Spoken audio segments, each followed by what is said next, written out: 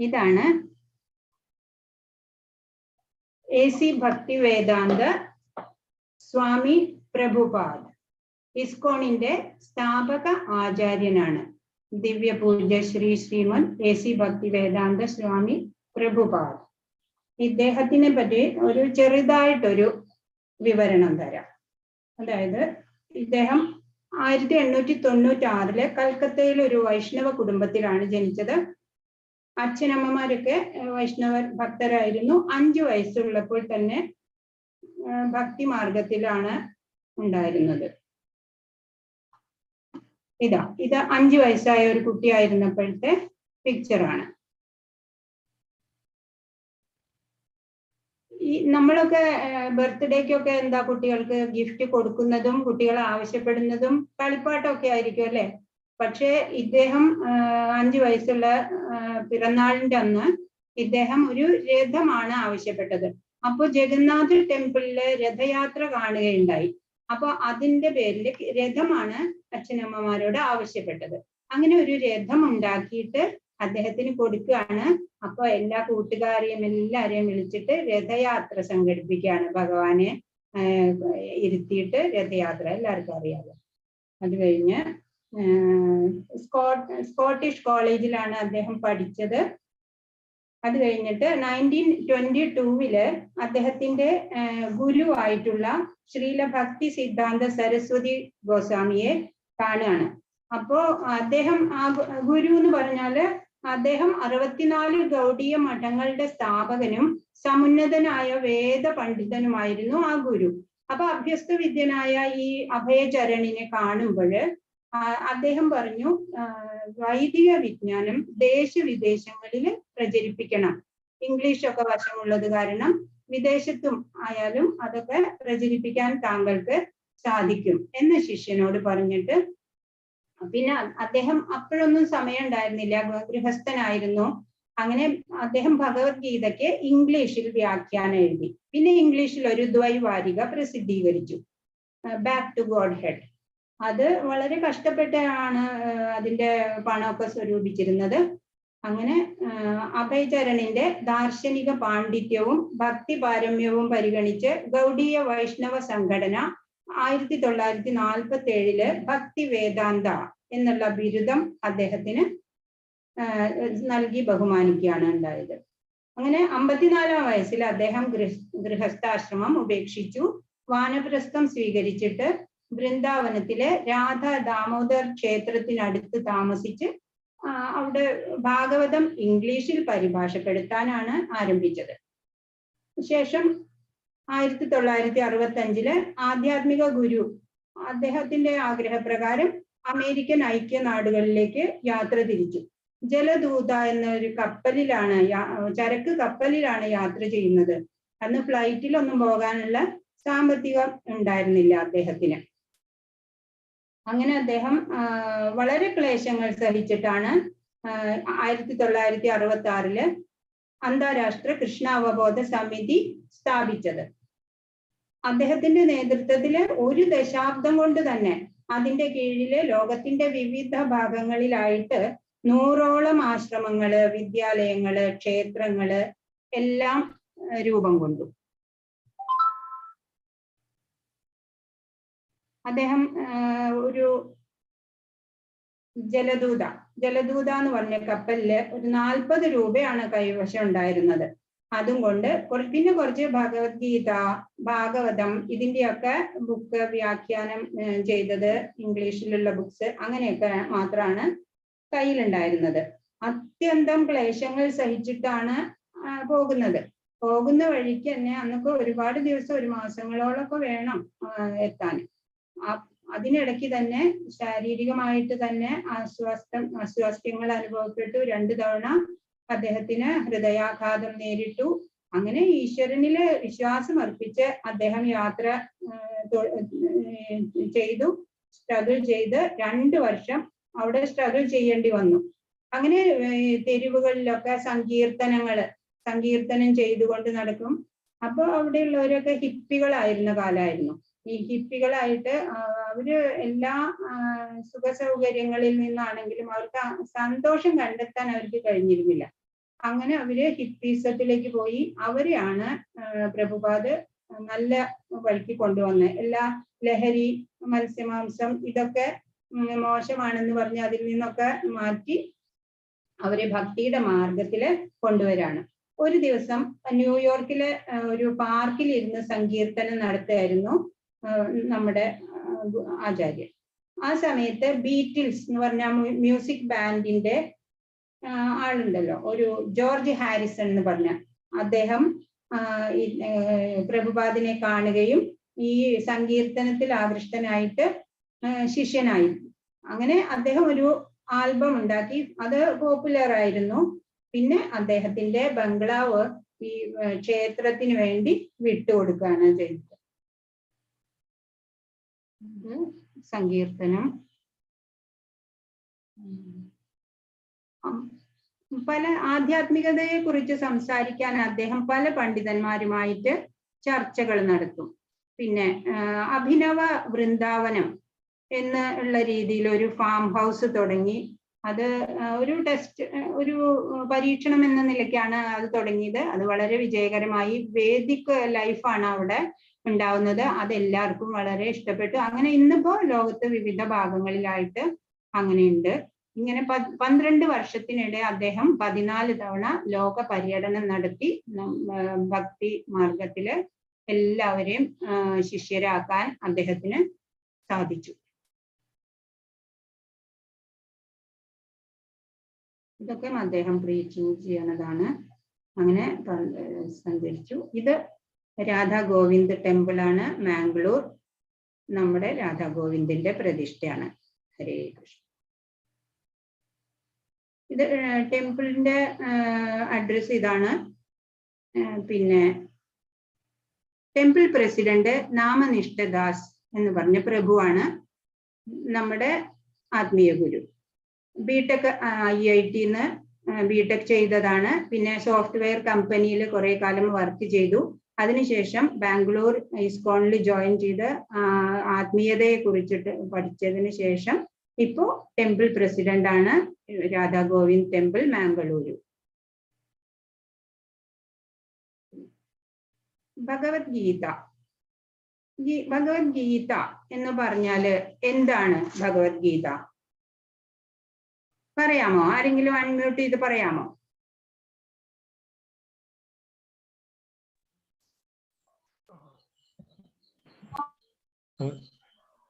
ഭഗവാൻ ശ്രീകൃഷ്ണൻ അർജുനന് ഉപദേശിച്ചതാണ്. ഭഗവാൻ ശ്രീകൃഷ്ണൻ അർജുനന് ഉപദേശിച്ചതാണ് ഭഗവത്ഗീത.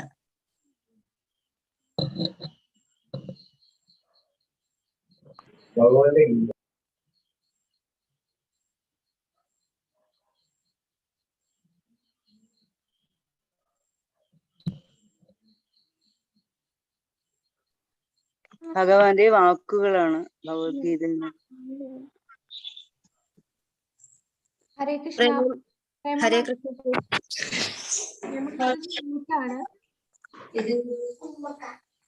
ശ്രീകൃഷ്ണ ഭഗവാന്റെ ഉപദേശങ്ങൾ അത്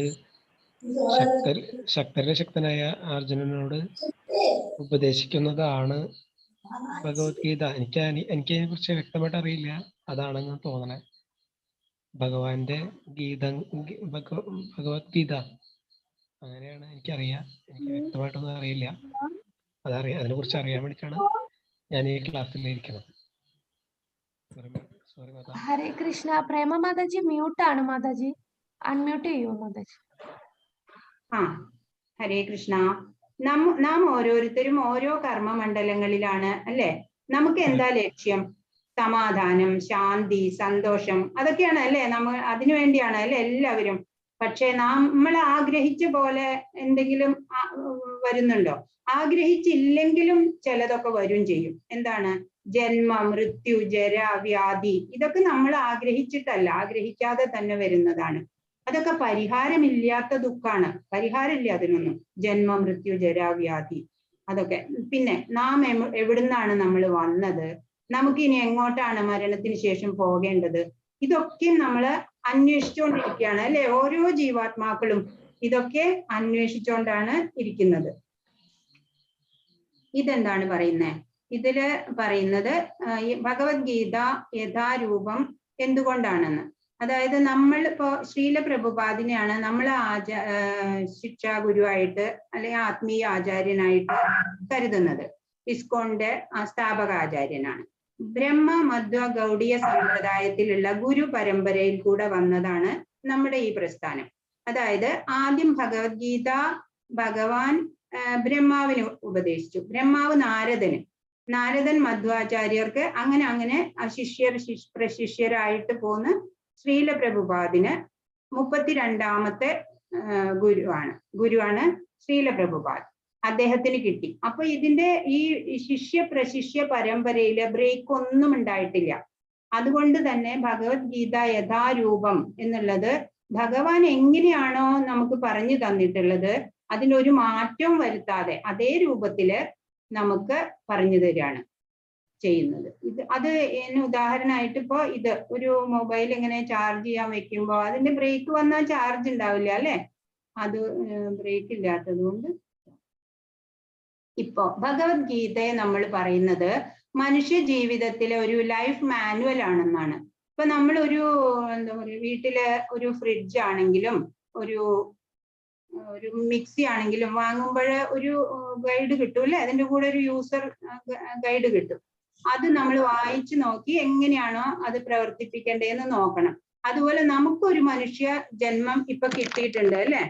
ഒരു മനുഷ്യ ജീവിതം ഉണ്ട് നമുക്ക്.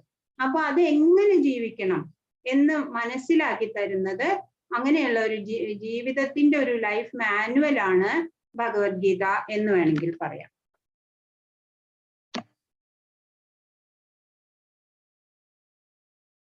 ഭഗവത്ഗീതയില് 18 അധ്യായങ്ങളും 700 ശ്ലോകങ്ങളുമാണ് ഉള്ളത്. അതിൽ ആദ്യത്തെ 6 അധ്യായങ്ങളെ കർമ്മയോഗം അതിലാണ് പെടുത്തുക. മധ്യത്തിലുള്ള 6 അധ്യായങ്ങൾ ഭക്തിയോഗം എന്നുള്ള ഗ്രൂപ്പിൽ വരും. അവസാനത്തെ 6 അധ്യായങ്ങൾ ജ്ഞാനയോഗമാണ്. അപ്പോ ഭക്തിയോഗം അതാണ് ഏറ്റവും പ്രധാനപ്പെട്ടത് അല്ലെ? നമുക്ക് ഭക്തിയാണ് വേണ്ടത് അല്ലെ? ഭക്തിയോഗം. നമ്മളിപ്പോ വില പിടിച്ച സ്വർണ്ണമൊക്കെ ഉണ്ടെങ്കിൽ നടുവിലെല്ലാം ഉള്ളിൽ വെച്ച് അടച്ചു വെക്കും അല്ലെ? അങ്ങനെ വില പിടിച്ച സാധനങ്ങളൊക്കെ നമ്മള് അതുപോലെ ഭക്തിയോഗം പ്രധാനപ്പെട്ടതായതുകൊണ്ട് നടുവിലാണ് ഉള്ളത് ഭഗവത്ഗീതയുടെ. ഇനി ഭഗവത്ഗീത ചർച്ച ചെയ്യുന്ന 5 വിഷയങ്ങളാണ് ഭഗവത്ഗീത പറയുന്നത്. പല അധ്യായങ്ങളിലായിട്ട് നമുക്ക് പറഞ്ഞു തരുന്നത്. അപ്പോ അതിന്റെ 5 കാര്യങ്ങൾ എന്തൊക്കെയാണ്? ഈശ്വരൻ, ജീവാത്മാവ്, ഭൗതിക പ്രകൃതി, കാലം, കർമ്മം. ഈശ്വരൻ എന്ന് പറഞ്ഞാൽ കൺട്രോളർ ഓഫ് യൂണിവേഴ്സ് ആണ് ഭഗവാൻ എന്ന് പറഞ്ഞാല് അല്ലെ? സർവലോക മഹേശ്വരം എന്ന് പറയും.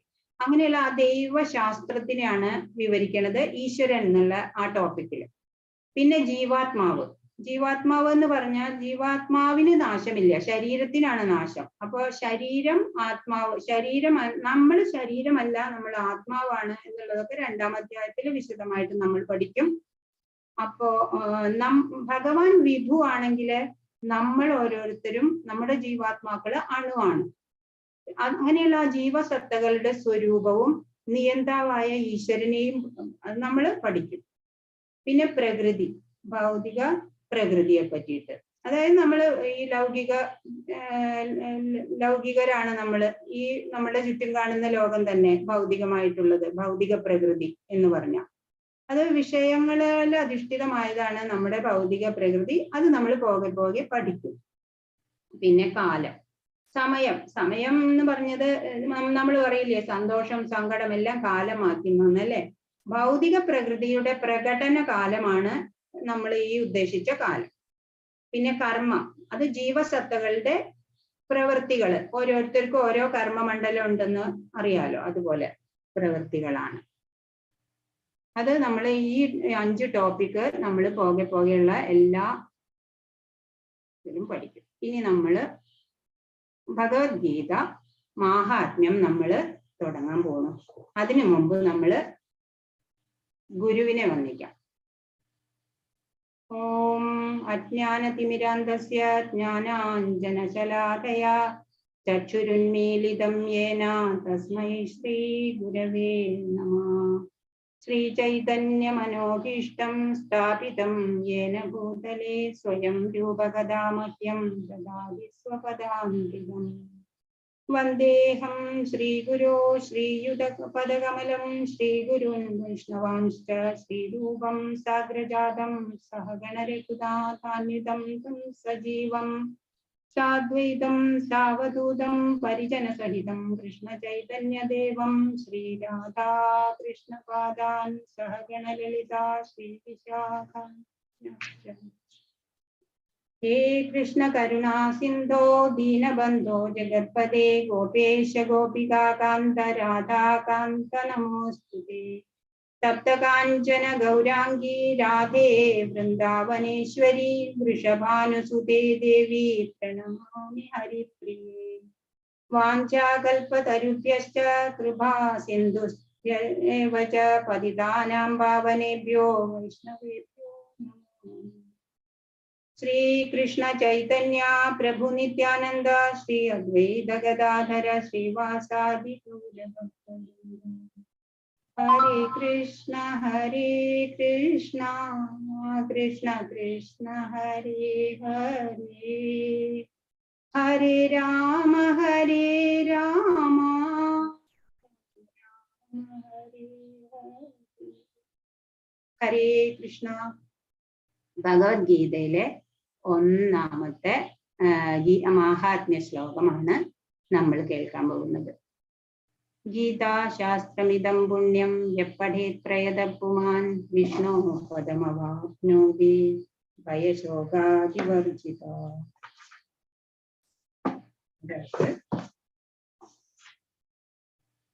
ഗീതാശാസ്ത്രം ഭഗവത്ഗീതയുടെ നിർദ്ദേശങ്ങൾ വേണ്ടവണ്ണം പിന്തുടരുകയാണെങ്കിൽ ജീവിതത്തിലെ എല്ലാ ദുരിതങ്ങളിൽ നിന്നും ഉത്കണ്ഠകളിൽ നിന്നും മുക്തരാവാൻ പറ്റും. ഭയശോകാതിവർജിത, ജീവിതത്തിലെ എല്ലാ ഭയങ്ങളിൽ നിന്നും വിമുക്തരാവും. അടുത്ത ജന്മം നമുക്ക് ആത്മീയ ജീവിതം കൈവരിക്കുകയും ചെയ്യാം. അത് കാരണം ഭഗവത്ഗീതയുടെ നിർദ്ദേശങ്ങൾ അനുസരിച്ച്, അല്ലാതെ വെറുതെ പഠിച്ചു പോവല്ല, നമ്മൾ അതിലത്തെ പ്രായോഗികമാക്കണം നിർദ്ദേശങ്ങൾ, തത്വങ്ങൾ. രണ്ടാമത്തെ ശ്ലോകം. ഗീതാധ്യയനശീലസ്യ പ്രാണായാമപരസ്യ ച നൈവ സന്ധിഃ പാപാനി പൂർവജന്മകൃതാനി ച. ആത്മാർത്ഥമായിട്ട് ഗൗരവമായി ഭഗവത്ഗീത വായിക്കുന്ന ഒരാളെ ഭഗവത് കരുണയാൽ മുമ്പ് ചെയ്ത പാപങ്ങളുടെ ഫലം ബാധിക്കുകയില്ല. ഇതൊക്കെ പെട്ടെന്ന് നമുക്ക് മനസ്സിലാവും. 3. മലിനേ മോചനം പുംസാം ജലസ്നാനം ദിനേ ദിനേ സഹൃദ് ഗീതാമൃത സ്നാനം സംസാരമലനാശനം. നിത്യവും നമ്മൾ ഏതെങ്കിലും ജലത്തിൽ കുളിക്കും അല്ലെ, ജലത്തിൽ സ്നാനം ചെയ്ത് ദേഹശുദ്ധി വരുത്തും. എന്നാൽ ഭഗവത്ഗീതയാകുന്ന ഗംഗാജലത്തില് ഒരിക്കൽ സ്നാനം ചെയ്യുന്ന വ്യക്തിയുടെ ഭൗതിക ജീവിതത്തിലുള്ള എല്ലാ മാലിന്യങ്ങളും നശിച്ചു പോകും. ശ്ലോകം 4. ഗീതാസു ഗീതാ കർത്തവ്യ കിമന്യൈ ശാസ്ത്രവിസ്തരൈ യാ സ്വയം പത്മനാഭസ്യ മുഖപത്മാത് വിനിസൃത. ഭഗവത്ഗീത പരമദിവ്യോത്തമ പുരുഷനാൽ ഉപദേശിക്കപ്പെട്ടതാകയാൽ മറ്റൊരു വേദ സാഹിത്യവും പഠിക്കേണ്ടതില്ല. ഭഗവത്ഗീത ശ്രദ്ധയോടും കൃത്യനിഷ്ഠയോടും കൂടി ശ്രവിക്കുകയും വായിക്കുകയും ചെയ്താൽ മതി. ഇന്നത്തെ കാലത്ത് ആളുകൾ ലൗകിക വ്യാപാരത്തിൽ അത്രയധികം മുഴുകിയിരിക്കുന്നത് കൊണ്ട് വേദസാഹിത്യം മുഴുവൻ വായിക്കുക അവർക്ക് അസാധ്യമത്രേ. എന്നാൽ അതിന്റെ ആവശ്യമില്ല. ഈ ഒരൊറ്റ ഗ്രന്ഥം ഭഗവത്ഗീത മാത്രം മതി. കാരണം അത് എല്ലാ വേദസാഹിത്യങ്ങളുടെയും സാരസർവസ്വമാണ്.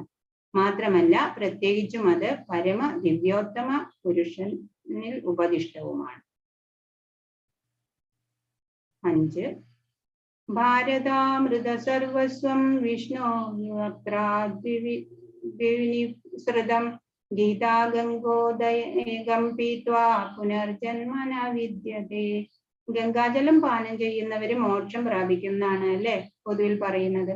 ഭഗവത്ഗീതാമൃതം പാനം ചെയ്യുകയാണെങ്കിൽ പിന്നെ എന്താ അതിലും വലുത്? മഹാഭാരതത്തിന്റെ സാര അമൃതമാണ് ഭഗവത്ഗീത. ആദി വിഷ്ണുവായ ഭഗവാൻ കൃഷ്ണൻ സ്വയം ഉപദേശിച്ചതാണ്. 6. സർവോപനിഷദോ ഗാവോ ദോഗ്ധ ഗോപാലനന്ദന പാർത്ഥോ വത്സ സുധീർ ഭോക്ത ഗീതാമൃതം.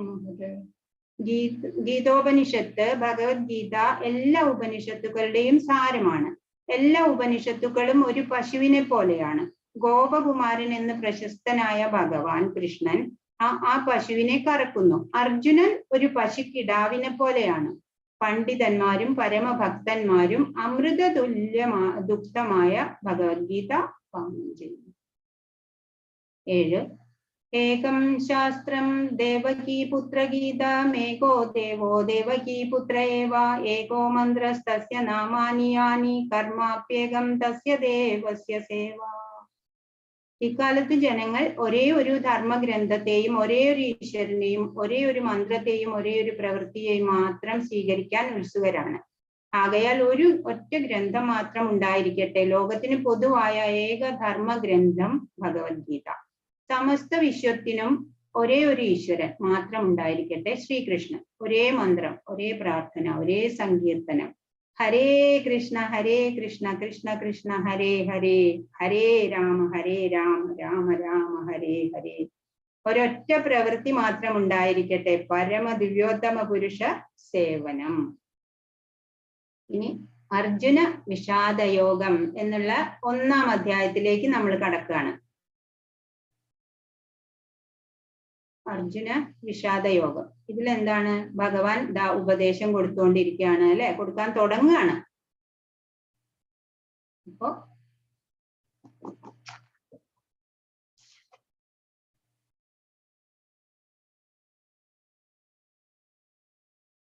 നമുക്കറിയാം ഈ സന്ദർഭം എന്താണെന്ന് എല്ലാവർക്കും അറിയുന്നതാണ്, അല്ലെ? അതായത് മഹാഭാരത യുദ്ധം ആരംഭിക്കുന്നതിന് മുമ്പ് യുദ്ധം കാണാൻ ആഗ്രഹം ഉണ്ടെങ്കിൽ കാഴ്ചശക്തി നൽകാം എന്ന് വ്യാസമഹർഷി പറയാണ് ധൃതരാഷ്ട്രരോട്. അതായത് വ്യാസമഹർഷി അദ്ദേഹത്തിന്റെ പിതാവ് തന്നെയാണ്. എന്നാൽ യുദ്ധം നേരിൽ കാണാൻ ആഗ്രഹമില്ല, അവിടെ നടക്കുന്ന കാര്യങ്ങള് വിശ്വസ്തനായ സഞ്ജയൻ വഴി അറിഞ്ഞാൽ മാത്രം മതി എന്നാണ് ധൃതരാഷ്ട്ര രാജാവ് പറയുന്നത്. അങ്ങനെ യുദ്ധം തുടങ്ങി, ഇരുവശത്തും നാശനഷ്ടങ്ങളൊക്കെ ഉണ്ടായി. 10-ാം ദിവസം അർജുനന്റെ ശരപ്രയോഗത്തില് കൗരവരുടെ രക്ഷാ പുരുഷനാണ് ഈ ഭീഷ്മര് പിതാമഹൻ. അങ്ങനെ ആ കൗരവരുടെ രക്ഷാപുരുഷനായ ഭീഷ്മര് നിലം പതിക്കുകയാണ് 10-ാം ദിവസം.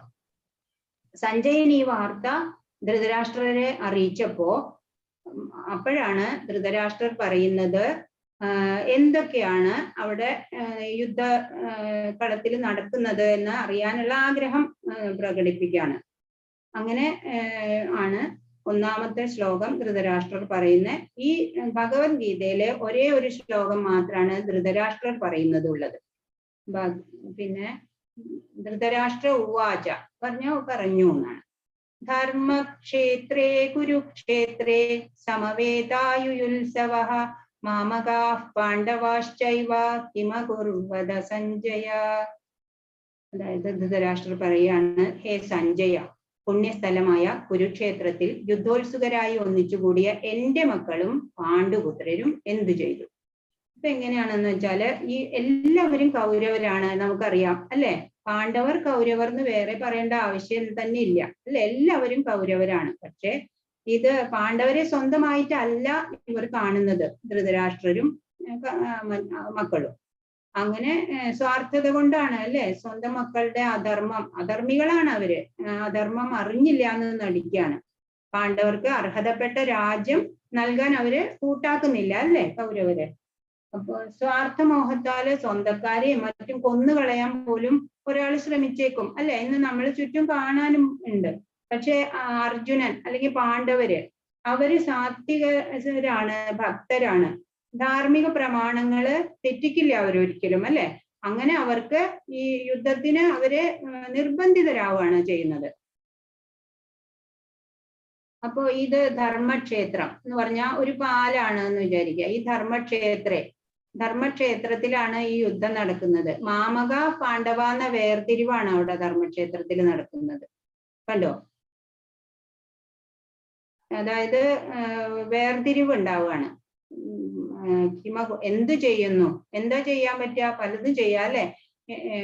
ഈ പറയുന്നത് എന്താ? ധർമ്മക്ഷേത്രേ കുരുക്ഷേത്രേ. അതായത് കുരുക്ഷേത്രത്തിലാണ് യുദ്ധം നടക്കുന്നത്. അതൊരു ധർമ്മക്ഷേത്രമാണ്. അനേകം യജ്ഞങ്ങള്, ദേവന്മാര് പോലും വന്ന് യജ്ഞം ചെയ്ത പുണ്യഭൂമിയാണ് ആ കുരുക്ഷേത്രം. അവിടെയാണ് ഈ അധർമ്മികളോട് യുദ്ധം ചെയ്യേണ്ടതായിട്ട് വരുന്നത്. അപ്പോഴ് ഈ ഭീഷ്മ പിതാമഹൻ നിലംപതിച്ചു എന്ന് കേട്ടപ്പോ ഈ ധൃതരാഷ്ട്രർക്ക് പേടി വന്നു. കാരണം ഈ കുരുക്ഷേത്രത്തിൽ ധർമ്മമേ നടക്കുള്ളൂ, ധർമ്മക്ഷേത്രമാണ്. അവിടെ ഇതുവരെ വിശ്വസിച്ചിരുന്നത് ഭീഷ്മരാൽ നയിക്കപ്പെടുന്ന സൈന്യത്തിന് വിജയമുണ്ടാവും എന്ന് തന്നെയാണ് ധൃതരാഷ്ട്രർ കരുതിയത്. ഹരേ കൃഷ്ണ.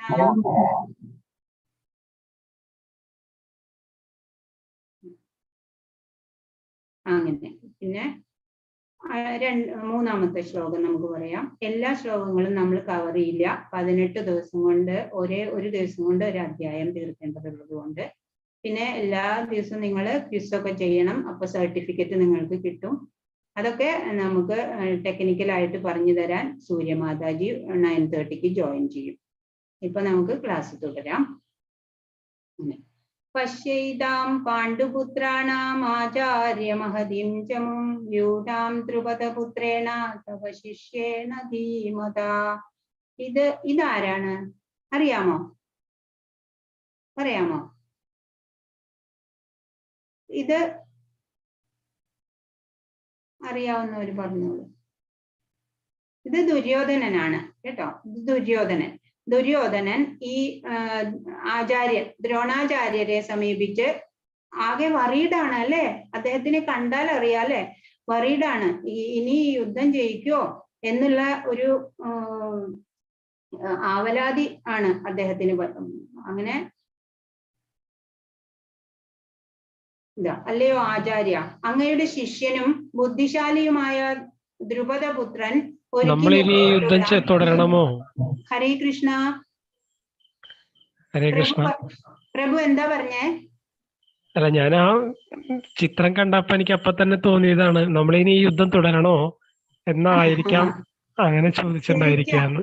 ശരിക്കും ബുദ്ധി ഉണ്ടെങ്കിൽ അങ്ങനെ വിചാരിക്കുള്ളൂ. പക്ഷെ അവർക്ക് ബുദ്ധി ഇല്ലല്ലോ, ബുദ്ധിയുമില്ല, അധർമ്മികളുമാണ്. എങ്ങനെയെങ്കിലും ശക്തി മാത്രമേ ഉള്ളൂ. അതെ. ഹരേ കൃഷ്ണ. ഹരേ കൃഷ്ണ. അല്ലയോ ആചാര്യ, അങ്ങയുടെ ശിഷ്യനും ബുദ്ധിശാലിയുമായ ദ്രുപദപുത്രൻ ഒരുക്കി നിർത്തിയിട്ടുള്ള ഈ മഹത്തായ പാണ്ഡവ സൈന്യത്തെ ഒന്ന് നോക്കൂ. അപ്പോ ദ്രോണാചാര്യര്, അദ്ദേഹം വിശിഷ്ടനായ ഒരു വ്യക്തിയാണ് അല്ലെ, ദ്രോണാചാര്യര്. അപ്പോ ഇദ്ദേഹത്തിന് ഒരു പക ഉള്ളിൽ ഉണ്ടാക്കത്തക്ക വിധത്തിലുള്ള ഒരു സംഭാഷണമാണ് അവിടെ തൊടുത്തുവിടുന്നത് ദുര്യോധനൻ. അതായത് ദ്രുപദപുത്രൻ, അതായത് ദ്രോണാചാര്യരും ദ്രുപദനും തമ്മിൽ ശത്രുതയുണ്ട്. ഒരു കഥയിൽ നമുക്കറിയാം അല്ലെ. അപ്പോ ആ ദ്രുപദപുത്രൻ ഒരുക്കി നിർത്തിയിരിക്കുകയാണ്. പാണ്ഡവ സൈന്യാധിപനാണ് ദൃഷ്ടദ്യുമ്നൻ, അത് ദ്രുപദന്റെ പുത്രനാണ്. അപ്പോ അത് താങ്കളുടെ ശത്രുവിന്റെ പുത്രനാണ് അവിടെ, കണ്ടോ, ഈ സേനാനായകനായിട്ട് നിൽക്കുന്നത് എന്നാണ് ദ്രോണാചാര്യരുടെ അടുത്ത് ചെന്ന് പറഞ്ഞു കൊടുക്കുന്നത്. പാഞ്ചജന്യം ഋഷികേശോ ദേവദത്തം ധനഞ്ജയഃ പൗണ്ഡ്രം ദത്മൗ മഹാശംഖം ഭീമകർമാ മൃഗോദരഃ. അതായത് അങ്ങനെ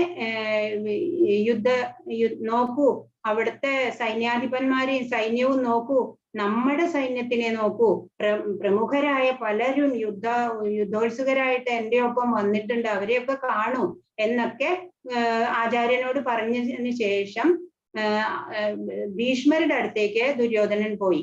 അപ്പൊ ഭീഷ്മര് ഇദ്ദേഹത്തിനെ സന്തോഷിപ്പിക്കാൻ വേണ്ടി, ഭീഷ്മർക്ക് എപ്പോഴേ അറിയാം ഭഗവാൻ എവിടെയുണ്ടോ അവിടെ വിജയം ഉണ്ടാവുള്ളൂ എന്ന് പിതാമഹന് അറിയാം, അദ്ദേഹം ജ്ഞാനിയാണ്.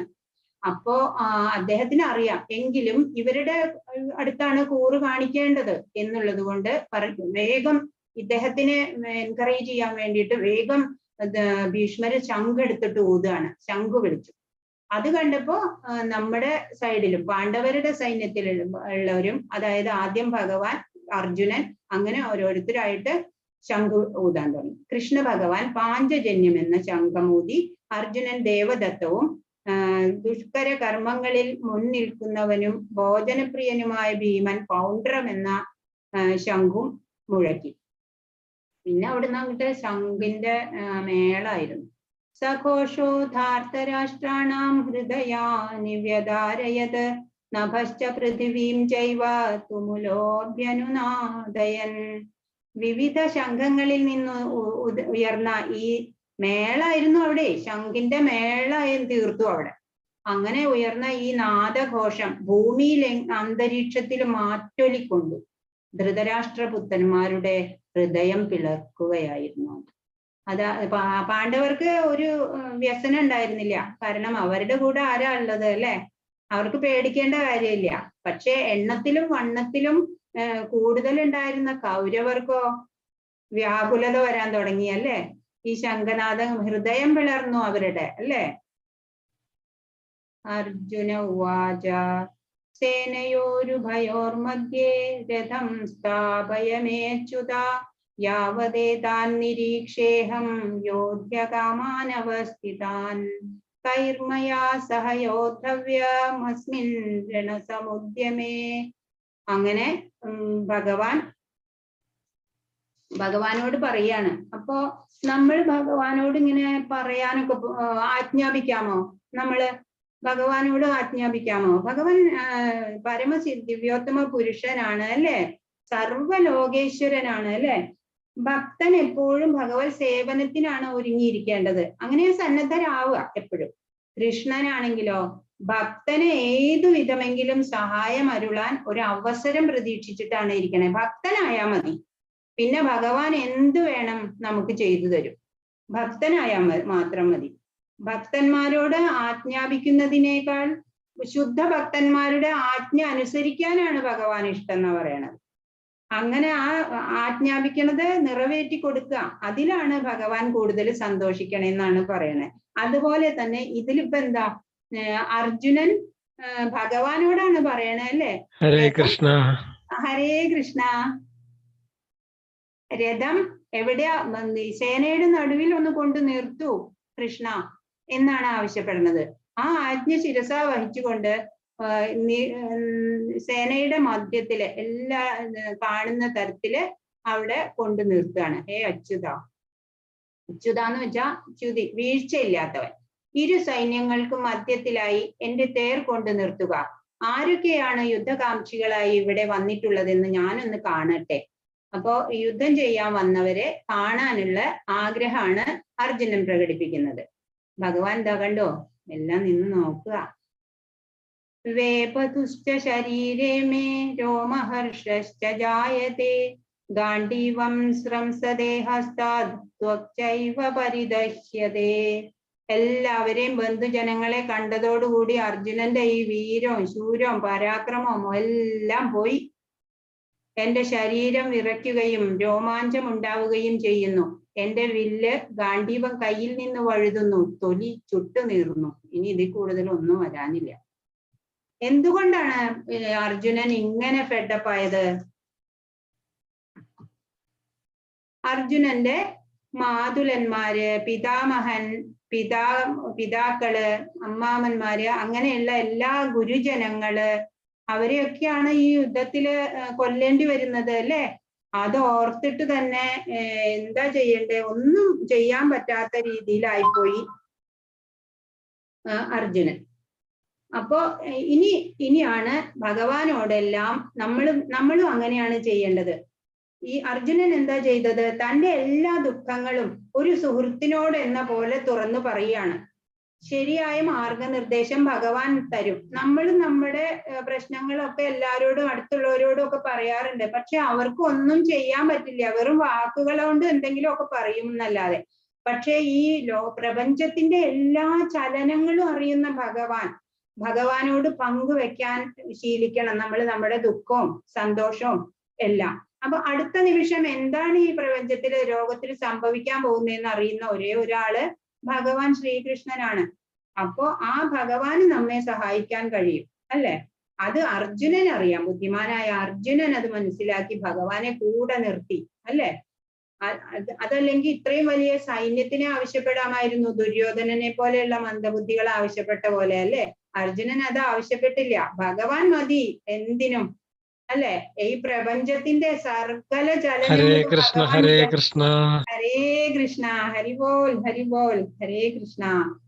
അപ്പോ ഭഗവാൻ നമ്മളും അതുപോലെ ശീലിച്ചു തുടങ്ങണം. ഭഗവാനോട് നമ്മുടെ അന്തര്യാമിയായ ഭഗവാനോട് നമ്മൾ പറയണം. നമ്മുടെ ദുഃഖങ്ങള്, സന്തോഷം എല്ലാം നമ്മൾ പങ്കുവെക്കണം. സംസാരിക്കാൻ പഠിക്കണം ഭഗവാനോട്. അപ്പോ നമ്മുടെ ഉള്ളിലുള്ള അന്തര്യാമിയായ ഭഗവാൻ നമുക്ക് ഓരോ സിഗ്നൽ തരും. ഓരോ സിഗ്നലായിട്ട് അത് ചെയ്യൂ, ഇത് ചെയ്യൂ എന്നുള്ള മാർഗനിർദ്ദേശം നമുക്ക് കിട്ടും ഭഗവാനിൽ നിന്ന്. അതെല്ലാവരും ചെയ്ത് ശീലിച്ചാല് പിന്നെ നമ്മുടെ ലൈഫ് ഈസിയായി. നമ്മൾ തന്നെയാണ് ചെയ്യുന്നതെന്ന് ഓർക്കുമ്പോഴാണ് നമുക്ക് എന്ത് ടഫാണ് ഓരോന്നും ടാസ്ക് ചെയ്യാനല്ലേ. പക്ഷെ ഭഗവാനെ ഒന്ന് കൂടെ നിർത്തി നോക്കൂ, വെരി ഈസി, എല്ലാ കാര്യവും ഈസി ആയി മാറും. അങ്ങനെ അത് അർജുനന് അറിയാം. പക്ഷെ എന്നാലും ഈ ബന്ധുജനങ്ങളെയും എല്ലാ ഗുരുക്കന്മാരെയും ഒക്കെ കണ്ട അർജുനന്റെ സ്ഥിതി എന്തായി? ന ച ശക്നോമ്യവസ്ഥാതും ഭ്രമതീവ ച മേ മനഃ നിമിത്താനി ച പശ്യാമി വിപരീതാനി കേശവ. എനിക്കിപ്പോൾ ഉറച്ചു നിൽക്കാൻ കൂടി സാധിക്കുന്നില്ല. ഞാൻ എന്നെ തന്നെ മറന്നു പോകുന്നു, മനസ്സ് ചുറ്റിക്കറങ്ങുന്നു. അല്ലയോ കൃഷ്ണ. കേശവ, കേശി എന്ന അസുരനെ കൊന്നപ്പോഴാണ് കേശവൻ എന്ന് പേര്. ദൗർഭാഗ്യ ലക്ഷണങ്ങളാണ് ഞാൻ എമ്പാടും കാണുന്നത്. ദുർനിമിത്തങ്ങൾ കാണുന്നു എനിക്ക് ചുറ്റും എന്നാണ് അർജുനൻ ഭയപ്പെടുന്നത്. അർജുനന് എല്ലാം കൊണ്ടും ഒരു വിഷമസ്ഥിതിയാണ് വരുന്നത്. എന്തുകൊണ്ടാണ് ഇത്ര വീരനും ശൂരപരാക്രമിയായിട്ടുള്ള അർജുനൻ തളർന്നു പോയത്? എന്താണ് അതിന് കാരണം? അതായത് ഈ വിഷാദത്തിന് 5 കാരണങ്ങളാണ് പറയണേ. അത് ഒന്ന് മൃദുല ഹൃദയത്വമാണ്.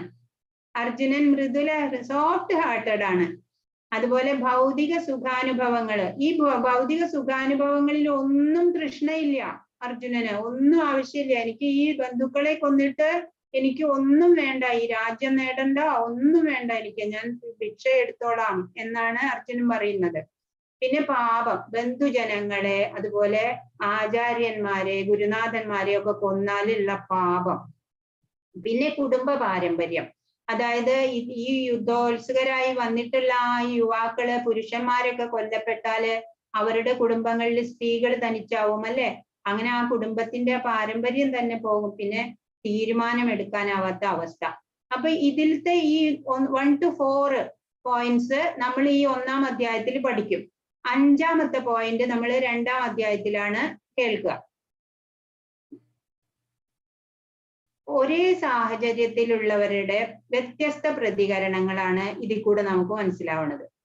ഇവിടെ ധൃതരാഷ്ട്രര് അല്ലെ, സ്വാർത്ഥത മാത്രം കൈമുതലായിട്ടുള്ള എന്റെ മക്കൾക്ക് വിജയം വേണം, എന്റെ മക്കൾക്ക് രാജ്യം വേണം, അതിന് എന്ത് അധർമ്മം ചെയ്താലും കുഴപ്പമില്ല അങ്ങനെ കരുതുന്ന ധൃതരാഷ്ട്രര്. ഈ അർജുനനാവട്ടെ തൻ്റെ എല്ലാ കഴിവുകളും വേണ്ടെന്ന് വെച്ചിട്ട് ഈ യുദ്ധം ചെയ്യാൻ വന്നവരെ ഒന്നും ഞാൻ യുദ്ധം ചെയ്യില്ല എന്ന് പറഞ്ഞ് വിഷണ്ണനായിട്ടിരിക്കുന്ന അർജുനൻ. ദുര്യോധനനാവട്ടെ എന്താണ് ഇപ്പോ കുറേശ്ശെ ഭയം മനസ്സിൽ വന്നിട്ടുണ്ട്. അതുവരെ എന്ത് അധർമ്മം ചെയ്തിട്ടും ഹസ്തിനപുരം സ്വന്തമായിട്ട് നിലനിർത്തണം എന്നാണ് ദുര്യോധനൻ കരുതിയത് അല്ലെ. അപ്പോ ഇതൊക്കെ ആയപ്പോ സഞ്ജയൻ പറയാം, ഏവമുക്ത്വാർജുന സംഖ്യേ രഥോപസ്ഥൗവാവിശദ് വിസൃജ്യ സശരം ചാപം ശോക സംവിഘ്നമാനസഃ. സഞ്ജയൻ പറഞ്ഞു, അർജുനൻ രണാങ്കണത്തിൽ വെച്ച് ഇത്രയും പറഞ്ഞിട്ട് വില്ലും ശരങ്ങളും താഴെ ഇട്ടിട്ട് അത്യന്തം ദുഃഖിതനായിട്ട് തേരിൽ ഇരിപ്പായി എന്നാണ് പറയുന്നത്. അപ്പോ എന്താണ് ഈ ശരിക്കും ഈ കൗരവര് വളർന്ന രീതി എന്താണ്?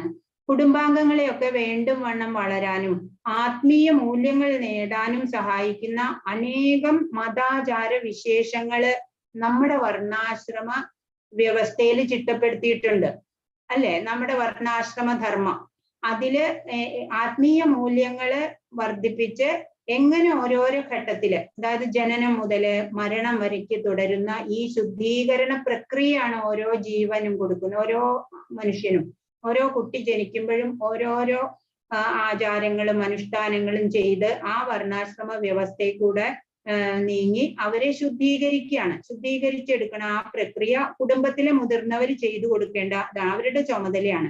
പക്ഷെ അതൊന്നും ഈ കൗരവരുടെ ധൃതരാഷ്ട്രരുടെയും അതുപോലെ തന്നെ ഗാന്ധാരി ആണെങ്കിൽ കണ്ണ് കെട്ടി അന്ധത സ്വയം സ്വീകരിക്കുകയാണ്. അപ്പൊ അവര് കാണുന്നില്ല, അറിയുന്നില്ല മക്കൾ എങ്ങനെ വളരുന്നു.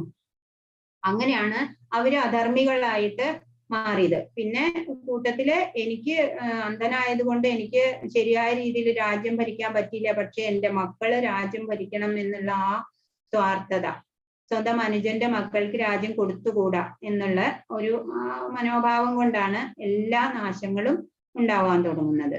അങ്ങനെ സജ്ജനങ്ങൾ നിറഞ്ഞ ഒരു സമൂഹത്തിനെയാണ് നമ്മൾ സൃഷ്ടിക്കേണ്ടത് അല്ലെ. ആത്മീയ മൂല്യങ്ങളൊക്കെ വാല്യൂസ് എന്ന് പറയില്ലേ, നമ്മൾ വാല്യൂസ് ഉണ്ടാവണം. കുട്ടികൾ വളർന്നു വരുമ്പോൾ അവർക്ക് മൂല്യങ്ങൾ പറഞ്ഞു, ജീവിത മൂല്യങ്ങൾ മനസ്സിലാക്കി കൊടുക്കണം.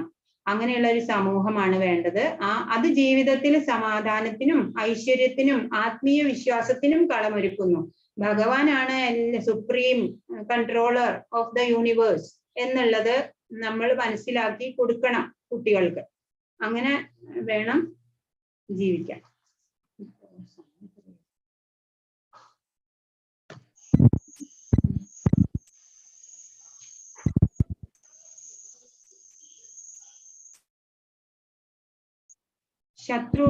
ശത്രുപക്ഷത്തെ സൈന്യ സന്നാഹം നിരീക്ഷിക്കാനായിട്ട് എഴുന്നേറ്റ് നിന്ന അർജുനൻ അത്യന്തം ദുഃഖിതനായി തീർന്ന് അമ്പും വില്ലും ഉപേക്ഷിച്ച് തേർത്തട്ടിലിരിക്കുകയാണ് ഉണ്ടായത് അല്ലെ. അവസാനം ഈ അധ്യായം അവസാനിക്കുമ്പോ അപ്പൊ ദയാലുവും മൃദുല ഹൃദയനും ഭഗവത് സേവ നിരതനുമായിട്ടുള്ള അദ്ദേഹം, ആ അർജുനൻ ആത്മജ്ഞാനം നേടാൻ അർഹൻ തന്നെയാണ് അല്ലെ. അർഹതയുണ്ട്, എല്ലാ ക്വാളിറ്റീസും ഉണ്ട് അല്ലെ അർജുനന്.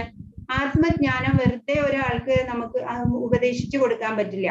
അതിനുള്ള നന്മകൾ ഉള്ള ഒരാൾക്കാണ് ദയാലു, അതുപോലെ സോഫ്റ്റ് ഹാർട്ടഡ് ആണ്, മറ്റുള്ളവരെ നമ്മുടെ സഹജീവികളോട് അനുകമ്പ ഉണ്ടാവണം, അതുപോലെ ഭഗവത് സേവയ്ക്ക് താല്പര്യം ഉണ്ടാവണം. ഹരേ കൃഷ്ണ. അങ്ങനെയുള്ള അർജുനൻ അതിന് തികച്ചും അർഹൻ തന്നെയാണ്. അടുത്ത അധ്യായങ്ങളിൽ ഭഗവാൻ അർജുനനെ ഉപദേശിക്കുന്നതാണ് നമുക്ക് കേൾക്കാം. ഹരേ കൃഷ്ണ. ഹരേ കൃഷ്ണ.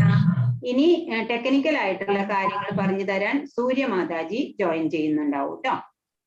ഹരേ കൃഷ്ണ. സൂര്യമാതാജി. ഹരേ കൃഷ്ണ. ഹരേ കൃഷ്ണ. ഹരേ കൃഷ്ണ. ഹരേ കൃഷ്ണ മാതാജി.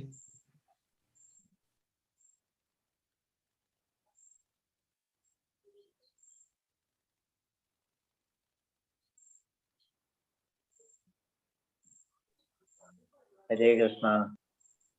ഹരേ കൃഷ്ണ. ഹരേ കൃഷ്ണ മാതാജി. ഹരേ കൃഷ്ണ. ഹരേ കൃഷ്ണ.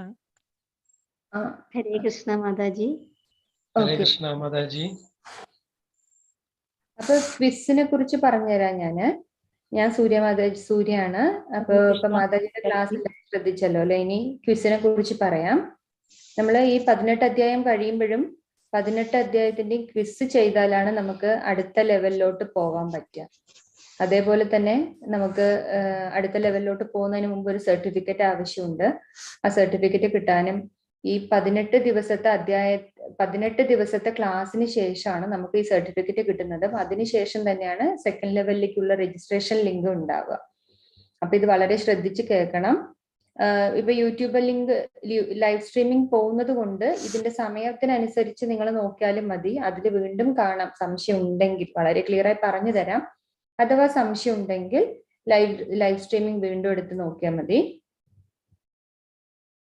സ്ക്രീന് കാണുന്നുണ്ടല്ലോ അല്ലെ. ഹരേ കൃഷ്ണ മാതാജി. സ്ക്രീന് കാണുന്നുണ്ടല്ലോ അല്ലെ വിദ്യ മാതാജി. ഹരേ കൃഷ്ണ. കാണാം മാതാജി. ഓക്കെ. സോ ഞാനിപ്പോ ഇതിന്റെ ലിങ്ക് ഇതാണ് വെബ്സൈറ്റ്. നമ്മുടെ ഇസ്കോൺ മംഗളൂരിന്റെ ഒഫീഷ്യൽ വെബ്സൈറ്റ്, ഔദ്യോഗിക വെബ്സൈറ്റ് ഇതാണ്. അപ്പൊ ഇതിന്റെ ലിങ്ക് ഞാൻ ഗ്രൂപ്പിൽ ഇടുന്നതാണ്. അപ്പൊ അതുകൊണ്ട് ആർക്കെങ്കിലും ഇപ്പൊ തന്നെ ചെയ്യണമെന്നുണ്ടെങ്കിൽ ഇതിന്റെ കൂടെ തന്നെ ചെയ്യാം. ഇപ്പൊ നമുക്ക് ലാപ്പിലായതുകൊണ്ട് അല്ലെങ്കിൽ സിസ്റ്റത്തിലായതുകൊണ്ട് ഇങ്ങനെ കാണാം. പക്ഷെ മൊബൈലിൽ ചെയ്യുന്ന സമയത്ത് ഇവിടെ മേലെ 3 ചെറിയ ലൈൻസ് ആണ് വരിക. ആ ലൈൻസ് ക്ലിക്ക് ചെയ്യുമ്പോഴാണ് ഈ കാണുന്ന ഹോം, ഓൾ കോഴ്സസ്, ഫോറം ഒക്കെ കാണാം. അപ്പൊ അതിനനുസരിച്ച് ഇപ്പൊ ചെയ്യുകയാണെങ്കിൽ ഇപ്പൊ തന്നെ ചെയ്യാം. ചിലരിപ്പോ ഇതിൽ ഓൾറെഡി കഴിഞ്ഞ ക്ലാസ്സിലൊക്കെ ഉണ്ടായിരുന്നവരാണ്. അപ്പൊ അവർ ഓൾറെഡി രജിസ്റ്റർ ചെയ്തിട്ടുണ്ടാവും, ക്വിസ് ചെയ്തിട്ടുണ്ടാവും. അവര് വീണ്ടും ചെയ്യണമെന്നില്ല. പുതിയതായി ചേർന്നവര് മാത്രം ചെയ്താൽ മതി. അപ്പൊ ആ ലിങ്ക് ക്ലിക്ക് ചെയ്യുന്ന സമയത്ത് നമുക്ക് ഇങ്ങനെ ഒരു പേജ് ഓപ്പൺ ആവും. ഇതാണ് നമ്മുടെ ഹോം പേജ്. ഓക്കെ, ഇസ്കോൺ മംഗളൂരുവിന്റെ ഹോം പേജ് ഇതാണ്. അപ്പൊ ഇതിൽ നമ്മൾ ചെയ്യേണ്ട കുറച്ച് കാര്യങ്ങൾ അത് സ്റ്റെപ്പ് ബൈ സ്റ്റെപ്പ് ഞാനിന്ന് ഗ്രൂപ്പിൽ ഇടാം. അറ്റ് ദ സെയിം ടൈം ഇപ്പൊ നിങ്ങൾക്ക് ചെയ്യാൻ പറ്റുകയാണെങ്കിൽ കൂടെ തന്നെ ചെയ്യാം. അല്ല എന്നുണ്ടെങ്കിൽ എവിടെയെങ്കിലും ഒരു പേപ്പറിലോ നോട്ടിലോ എഴുതി വെച്ചാൽ മതി. അപ്പൊ പിന്നെ പിന്നീട് നോക്കുന്ന സമയത്ത് നിങ്ങൾക്ക് ചെയ്യാൻ കുറച്ചുകൂടെ എളുപ്പമായിരിക്കും. അപ്പൊ ആദ്യത്തെ സ്റ്റെപ്പ് എന്ന് പറയുന്നത് നമ്മൾ രജിസ്റ്റർ ചെയ്യണം. അപ്പോൾ ഈ കാണുന്ന ഇതില് നമ്മൾ രജിസ്റ്റർ എന്നുള്ള ഓപ്ഷൻ ക്ലിക്ക് ചെയ്യണം.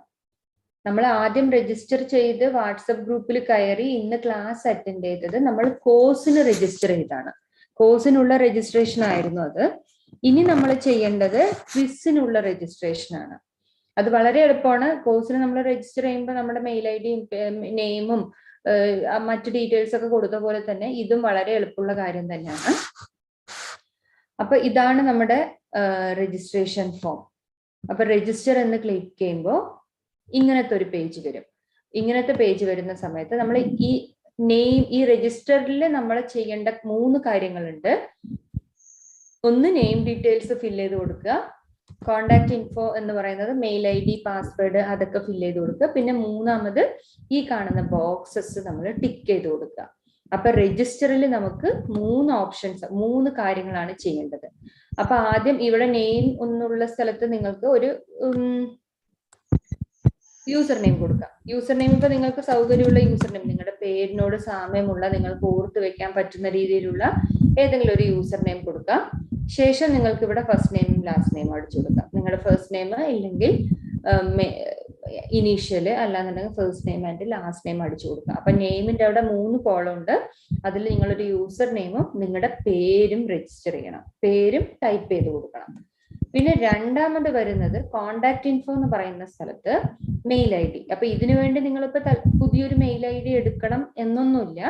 നിങ്ങൾ ഉപയോഗിച്ചുകൊണ്ടിരിക്കുന്ന മെയിൽ ഐ ഡി, ഇല്ലെങ്കിൽ നമ്മളിപ്പോ ഈ കോഴ്സിന് രജിസ്റ്റർ ചെയ്യാൻ വേണ്ടി ഉപയോഗിച്ച മെയിൽ ഐ ഡി ഉപയോഗിച്ച് നമുക്കത് ആ മെയിൽ ഐ ഡി ഇവിടെ കൊടുക്കാം. പാസ്വേഡ് അടിച്ചു കൊടുക്കണം. പാസ്വേഡ് അടിക്കുന്ന സമയത്ത് എപ്പോഴും നമ്മൾ ഇപ്പൊ വെബ്സൈറ്റിലാണെങ്കിലും മെയിൽ ഐ ഡിക്കാണെങ്കിലും ഒക്കെ പാസ്വേഡ് അടിക്കുന്ന പോലെ തന്നെ സ്ട്രോങ് ആയിട്ടുള്ള പാസ്വേഡ്, അതായത് capital letter, small letter, special characters ഇതെല്ലാം ഇൻക്ലൂഡ് ആകുന്ന പോലെ. അതായത് ക്യാപിറ്റൽ ലെറ്റർ എന്ന് പറയുമ്പോൾ അതും ഫസ്റ്റോ ലാസ്റ്റോ ഇങ്ങനെ നിങ്ങളുടെ സൗകര്യത്തിന്, ഇടയിൽ ഒരു സ്പെഷ്യൽ ക്യാരക്ടർ എന്ന് പറയുമ്പോൾ നമ്മുടെ ഈ സ്റ്റാർ ആൻഡ് @ അങ്ങനെയൊക്കെ ഉള്ള ചില ക്യാരക്ടേഴ്സ് വരുന്ന പോലെ പാസ്വേഡ് അടിച്ചു കൊടുത്തിട്ട് ഈ 3 ടിക്കും, ഈ 3 കോളം ടിക്ക് ചെയ്ത് കൊടുക്കണം. റോബർട്ട് അല്ല എന്നുള്ളതും ഈ വെബ്സൈറ്റിലേക്ക് ഇപ്പൊ കൊടുത്തിരിക്കുന്ന ഡീറ്റെയിൽസ് എടുക്കാൻ പറ്റും. പിന്നെ ഇതെല്ലാം മെയിൽ വഴി റിസീവ് ചെയ്യുന്നു, അങ്ങനെ വേണ്ടിയുള്ള 3 ടിക്കും കൊടുത്തതിന് ശേഷം രജിസ്റ്റർ എന്ന് കൊടുക്കാം. രജിസ്റ്റർ എന്ന് കൊടുക്കണം. ഓക്കെ, ഞാനിപ്പോ ഓൾറെഡി രജിസ്റ്റർ ചെയ്തുകൊണ്ട് ഇത് രജിസ്റ്റർ ആവില്ല, സോ അതുകൊണ്ട് ഞാൻ കൊടുക്കുന്നില്ല. പക്ഷെ നിങ്ങൾ രജിസ്റ്റർ എന്ന് കൊടുക്കണം. ഓക്കെ, അപ്പൊ ഇതാണ് രജിസ്ട്രേഷന്റെ പ്രോസസ്സ്. അപ്പൊ 3 സ്റ്റെപ്പാണ് ചെയ്യേണ്ടത്. ഒന്ന്, നെയിം ഡീറ്റെയിൽസ് ഫില്ല് ചെയ്ത് കൊടുക്കുക, കോണ്ടാക്ട് ഇൻഫോ ഫില്ല് ചെയ്ത് കൊടുക്കുക, ഈ 3 കാണുന്ന ടിക്ക് ഫില്ല് ചെയ്യുക. അത്രേ ഉള്ളൂ. അപ്പൊ ഇതാണ് രജിസ്ട്രേഷൻ. രജിസ്റ്റർ ചെയ്തതിന് ശേഷം രണ്ടാമത് നമ്മൾ ചെയ്യേണ്ട കാര്യം എന്താന്ന് വെച്ചാൽ ലോഗിൻ ചെയ്യണം. അപ്പൊ ഇത് രജിസ്റ്ററിന്റെ തൊട്ടടുത്ത് തന്നെ നമുക്ക് ലോഗിൻ ഉണ്ട്. ആ ലോഗിൻ ക്ലിക്ക് ചെയ്യുന്ന സമയത്ത് നമുക്ക് ഇങ്ങനെ ഒരു പേജ് കാണും. അപ്പൊ അതിൽ നമ്മൾ അവിടെ അടിച്ചു കൊടുത്ത മെയിൽ ഐ ഡിയും പാസ്വേഡും അടിച്ചു കൊടുക്കുക. പാസ്വേഡ് നിങ്ങൾക്ക് ഓർമ്മയുണ്ടെങ്കിൽ അത് തന്നെ അടിച്ചു കൊടുക്കുക. അഥവാ ഓർമ്മയില്ലെങ്കിൽ റീസെറ്റ് പാസ്വേഡിന് കൊടുത്താൽ ചിലപ്പോൾ ഒരുപക്ഷെ മെയിൽ റിസീവ് ആവുന്നില്ല. അങ്ങനെ ഉണ്ടെങ്കിൽ ഗ്രൂപ്പിൽ പറഞ്ഞാൽ മതി. അല്ലാന്നുണ്ടെങ്കിൽ ഗ്രൂപ്പിൽ എൻ്റെ നമ്പർ ഉണ്ട്, അതിലോട്ട് മെയിൽ അയച്ചാൽ മതി. ഞാൻ പാസ്വേഡ് റീസെറ്റ് ചെയ്തു തരാം. അപ്പൊ പാസ്വേഡ് ഒരു ഇഷ്യൂ ആയി എടുത്തിട്ട് ചെയ്യാൻ പറ്റുന്നില്ല എന്ന് വിചാരിക്കണ്ട. അടുത്തത്, അപ്പൊ ലോഗിൻ ചെയ്യുമ്പോൾ മെയിൽ ഐ ഡിയും പാസ്വേഡും അടിച്ചു കൊടുത്തിട്ട് ഈ റിമെമ്പർ മീ എന്നുള്ളത് കൂടെ ക്ലിക്ക് ചെയ്യാം. കാരണം 7 ദിവസം കഴിയുമ്പോൾ നമ്മുടെ ഗ്രൂപ്പിൽ നിന്ന് ഇന്നിട്ട ലിങ്കുകളെല്ലാം ഡിസപ്പിയർ ആവും.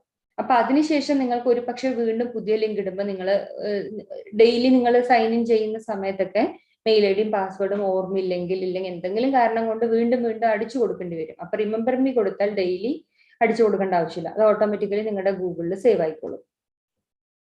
ലോഗിൻ കൊടുക്കുക. അപ്പൊ നമ്മൾ ആദ്യം രജിസ്റ്റർ ചെയ്തു, 3 പ്രോസസ്സ് ഉണ്ടായിരുന്നു, ശേഷം ലോഗിൻ ചെയ്തു. ലോഗിൻ ചെയ്തതിന് ശേഷം ഒരു ചെറിയ പണിയുണ്ട് ക്വിസിന് പോകുന്നതിന് മുമ്പ്. അതെന്താന്ന് വെച്ചാൽ ലോഗിൻ ചെയ്യുമ്പോൾ നമുക്ക് ഇങ്ങനെ ഒരു പേജാണ് വരിക. അതില് ഈ ഗോ ടു മൈ അക്കൗണ്ട് അല്ലെങ്കിൽ ഇവിടുത്തെ മൈ അക്കൗണ്ട് എന്താണെങ്കിലും കുഴപ്പമില്ല. ആ ഗോ ടു മൈ അക്കൗണ്ടിൽ പോയിട്ട് നമ്മുടെ പ്രൊഫൈൽ ഒന്ന് എഡിറ്റ് ചെയ്ത് വെക്കണം.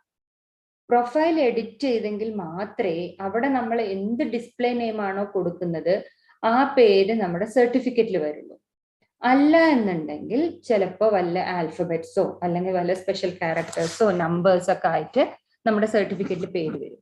അപ്പൊ അതിന് അവസാനം ഇപ്പൊ ഒരു പക്ഷെ 18 ദിവസത്തെ ക്വിസ് കഴിയുന്ന സമയത്ത് വീണ്ടും എനിക്ക് ഡയറക്റ്റ് ചെയ്യാൻ പറ്റില്ല എന്ന് വരും. അപ്പൊ അതുകൊണ്ട് ഇപ്പൊ തന്നെ നോക്കി വെക്കുക, എഡിറ്റ് ചെയ്ത് വെക്കുക. ആ എഡിറ്റ് പ്രൊഫൈൽ അപ്പൊ നമ്മൾ മൈ അക്കൗണ്ടിൽ പോയിട്ട് എഡിറ്റ് പ്രൊഫൈൽ കൊടുക്കുക. മൈ അക്കൗണ്ടിൽ എഡിറ്റ് പ്രൊഫൈൽ കൊടുക്കുന്ന സമയത്ത് നമുക്ക് ഒരു പേജ് ഓപ്പൺ ആകും. അവിടെ നമ്മൾ ഈ വീണ്ടും അക്കൗണ്ട് ഡീറ്റെയിൽസ് എന്നുള്ളത് കൊടുക്കുക. അക്കൗണ്ട് ഡീറ്റെയിൽസിൽ നമുക്ക് ഇങ്ങനെ first name, last name, display name. ഈ ഡിസ്പ്ലേ നെയിം ആണ് മെയിൻ. ഇവിടെ എന്താണോ നിങ്ങൾ അടിച്ചു കൊടുക്കുന്നത് അതാണ് നിങ്ങളുടെ സർട്ടിഫിക്കറ്റിലും അക്കൗണ്ടിലും നിങ്ങളുടെ ഹോം പേജിലും എല്ലാത്തിലും ഡിസ്പ്ലേ ആവുക. അപ്പൊ അവിടെ നിങ്ങളുടെ കറക്റ്റ് ആയിട്ടുള്ള ഫുൾ നെയിം, സർട്ടിഫിക്കറ്റിൽ നിങ്ങൾ എന്ത് പേരാണ് വരാൻ ആഗ്രഹിക്കുന്നത് ആ പേര് കറക്റ്റായി അടിച്ചു കൊടുത്തിട്ട് മെയിൽ ID വീണ്ടും അടിച്ചു കൊടുക്കുക. പിന്നെ ഈ പാസ്വേഡിന്റെ അവിടെ ഒന്നും നിങ്ങൾ ഒന്നും ചെയ്യണമെന്നില്ല. കാരണം ഓൾറെഡി നമ്മൾ പാസ്വേഡ് ഒക്കെ സെറ്റ് ആണ്. നമ്മൾ ജസ്റ്റ് ഈ ഡിസ്പ്ലേ നെയിം അടിച്ചു കൊടുക്കാൻ വേണ്ടി മാത്രമാണ് വരുന്നത്. ശേഷം സേവ് ചേഞ്ചസ് കൊടുക്കുക. സേവ് ചേഞ്ചസും കൊടുക്കുമ്പോൾ ഇപ്പൊ നമ്മൾ 3 കാര്യം ചെയ്തു. രജിസ്റ്റർ ചെയ്തു, ലോഗിൻ ചെയ്തു, അക്കൗണ്ട് ഡീറ്റെയിൽസിൽ പോയിട്ട് പ്രൊഫൈൽ എഡിറ്റ് ചെയ്തു. ഓക്കെ, അപ്പൊ ഈ 3 കാര്യം ചെയ്തതിന് ശേഷം നമുക്ക് കോഴ്സിലോട്ട് പോവാം. അപ്പൊ ഓൾ കോഴ്സസ് ക്ലിക്ക് ചെയ്യുമ്പോൾ നമുക്ക് എല്ലാ കോഴ്സസും നമുക്കിപ്പോ മലയാളത്തിലും മറ്റ് ലാംഗ്വേജസിലുള്ള നമ്മുടെ ഇസ്കോൺ മാംഗ്ലൂർ നടത്തുന്ന എല്ലാ കോഴ്സസിന്റെയും ക്വിസ് ഇവിടെ വരും. ഓക്കെ, അപ്പൊ കുറച്ച് താഴെ പോകണം. ഇപ്പൊ മൊബൈലിലാണെങ്കിലും ലാപ്പിലാണെങ്കിലും സിസ്റ്റത്തിലാണെങ്കിലും നമ്മൾ കുറച്ച് താഴോട്ട് പോകണം. ഉടനെ ഓപ്പൺ ചെയ്ത ഉടനെ കണ്ടില്ല എന്ന് വിചാരിക്കരുത്. ആദ്യം നമുക്ക് 6 മുതൽ 10 വയസ്സ് വരെയുള്ള കുട്ടികളുടെ ക്വിസാണ്. അതിലും മലയാളം ഉണ്ട്. അപ്പൊ ആരെങ്കിലും മക്കൾ ചെയ്യുന്നുണ്ടെങ്കിൽ അവർക്ക് 6 മുതൽ 10 വയസ്സുള്ള കുട്ടികൾക്കുള്ള ക്വിസാണിത്. പിന്നെ ചെറിയ കുറച്ച് വലിയ കുട്ടികൾ 11 മുതൽ 16 വയസ്സ് വരെയുള്ള കുട്ടികൾക്കുള്ള മലയാളം ക്വിസും ഇവിടെ ഉണ്ട്. അതും കഴിഞ്ഞിട്ട് താഴെ 3ാമത്തെ ഭാഗത്താണ് നമ്മുടെ മലയാളത്തിനുള്ള അഡൽട്ട് ക്വിസ് വരുന്നത്. അപ്പൊ അത് പ്രത്യേകം ശ്രദ്ധിക്കണം. UG in 18 days ലെവൽ 1 അതിനകത്താണ് അഡൽട്ടിന്റെ ക്വിസ് വരുന്നത്. ഇപ്പൊ നിങ്ങൾ അറ്റൻഡ് ചെയ്യുന്ന ക്ലാസ്സിന്റെ ക്വിസ് വരുന്നത്. അപ്പൊ അതിൽ ഈ പറയുന്ന പോലെ 10 ലാംഗ്വേജിൽ ക്വിസ് ഉണ്ട് നമുക്ക്. ഇംഗ്ലീഷ്, ഹിന്ദി, ഗുജറാത്തി. നിങ്ങൾക്ക് ഏത് ലാംഗ്വേജ് ആണോ കൺവീനിയന്റ് ആയി തോന്നുന്നത് അത് നിങ്ങൾക്ക് ചെയ്യാം. മലയാളം അറ്റൻഡ് ചെയ്യുന്നതുകൊണ്ട് മിക്കവാറും എല്ലാവർക്കും മലയാളമാണ് ചെയ്യാൻ പറ്റുന്നുണ്ടാവുക. അപ്പൊ മലയാളം ക്ലിക്ക് ചെയ്യാം.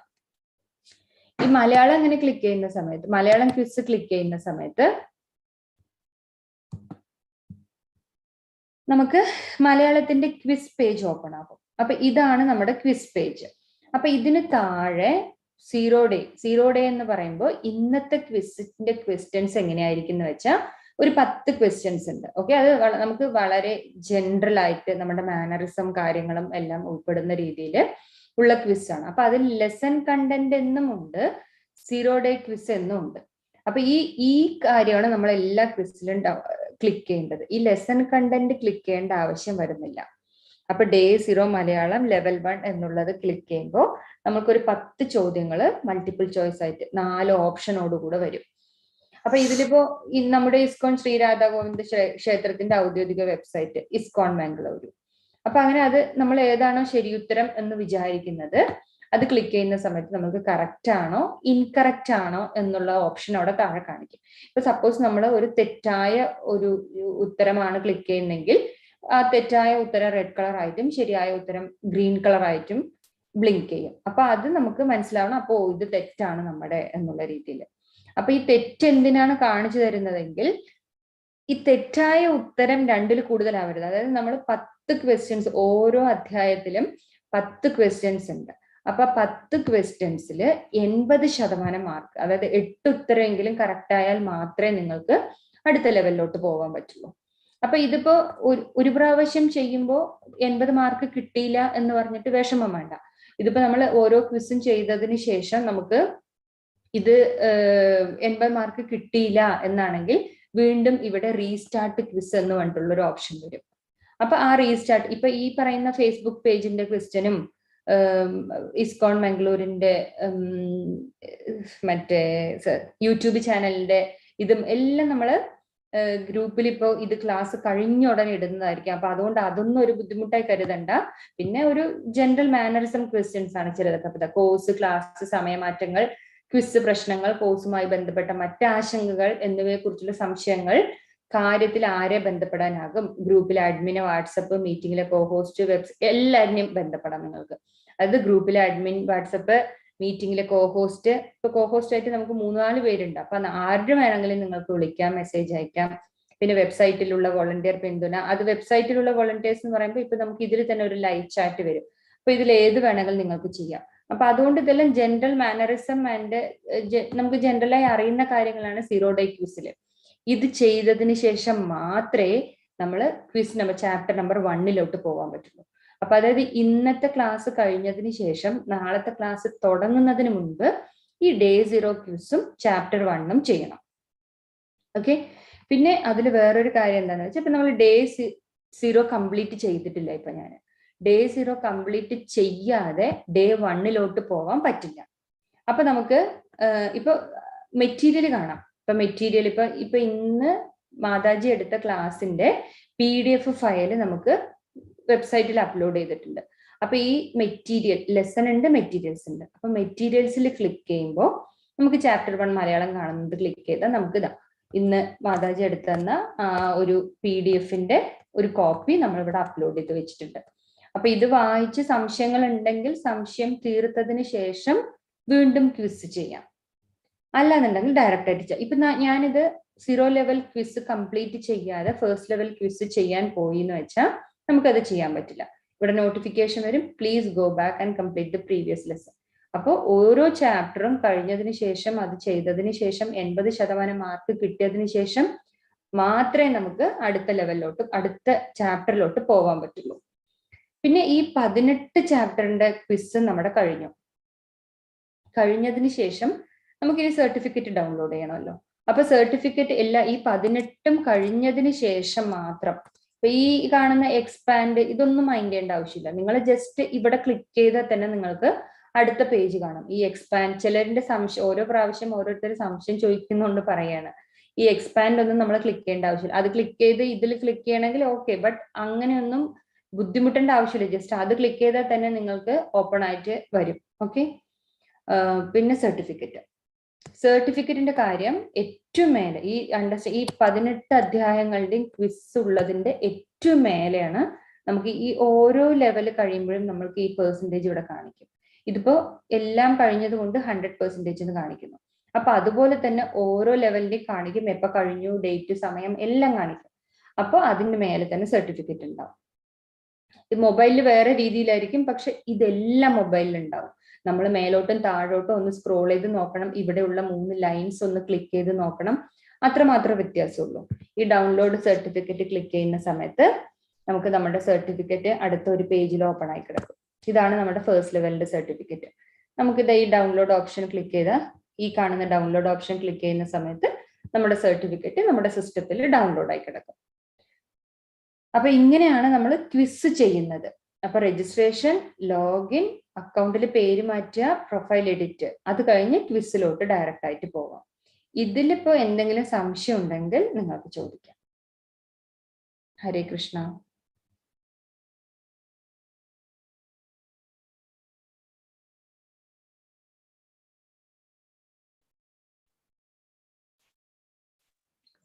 ഹരേ കൃഷ്ണ. ഹരേ കൃഷ്ണ. മാതാജി, ഞാൻ എന്തായാലും ചെക്ക് ചെയ്ത് നോക്കട്ടെ. ഞാൻ ഡീറ്റെയിൽ പറഞ്ഞ പോലെ ചെക്ക് ചെയ്ത് നോക്കട്ടെ കേട്ടോ. ഓക്കെ പ്രഭുജി. അല്ലാന്നുണ്ടെങ്കിലും ഗ്രൂപ്പിൽ മെസ്സേജ് അയച്ചാൽ മതി. കുറച്ചു നേരം ഓൾ പാർട്ടിസിപ്പൻസിന്റെ ചാറ്റ് ഓപ്പൺ ആയിരിക്കും. ഓക്കെ മാതാജി, ഞാൻ മൊബൈലിലാണ് യൂസ് ചെയ്യണത്. അപ്പൊ എനിക്ക് ഡീറ്റെയിൽ അറിയണമെങ്കിൽ ക്ലോസ് ചെയ്തതിനു ശേഷം ചെക്ക് ചെയ്തതിനു ശേഷം ഗ്രൂപ്പിൽ. അതായത് ഈ യൂട്യൂബിൽ പോകുന്നതിന്റെ ആ ലൈവ് ടൈമിങ് ഞാൻ അയച്ചു വിടാം. അപ്പൊ ആ ടൈം എന്തെങ്കിലും സംശയം ഉണ്ടെങ്കിൽ വീണ്ടും ആ വീഡിയോ ഒന്ന് പ്ലേ ചെയ്ത് നോക്കിയാൽ മതി. ശരി ശരി. ഓക്കെ മാതാജി. ഓക്കെ. ഹരേ കൃഷ്ണ. ഹരേ കൃഷ്ണ. രജനി മാതാജി, സംശയം വല്ലതുണ്ടോ?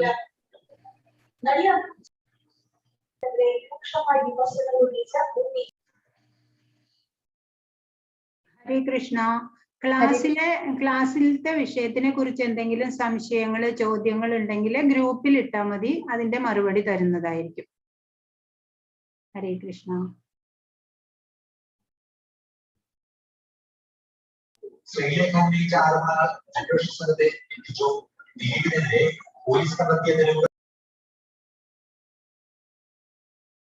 ഹരേ കൃഷ്ണ.